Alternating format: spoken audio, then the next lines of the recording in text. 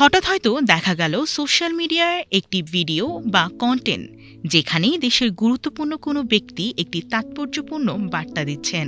একই রকম দেখতে, গলার স্বরও অবিকল।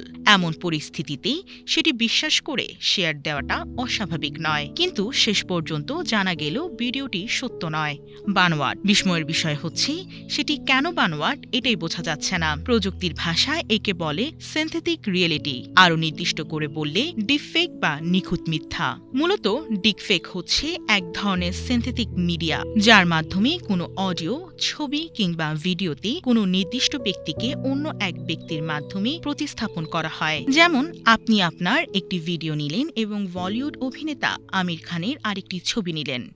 এখন দুটির মিশ্রণে সম্পূর্ণ নতুন একটি ভিডিও তৈরি হলো, যেখানে আমির খান আপনার কথাগুলো তার ভঙ্গিতে বলছেন।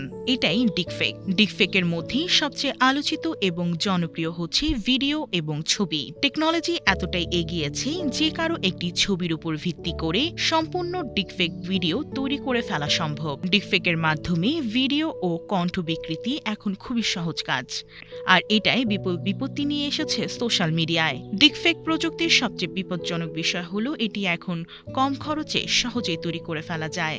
ডিপফেক ভিডিও শনাক্ত করতে কিছু অনলাইন টুল ও সফটওয়্যার ব্যবহার করা হয়ে থাকে, তবে সেগুলো যথেষ্ট নয়। সোশ্যাল মিডিয়ার ব্যবহারকারীদের কিছু বিষয়ে সতর্ক থাকার কথা বলেন।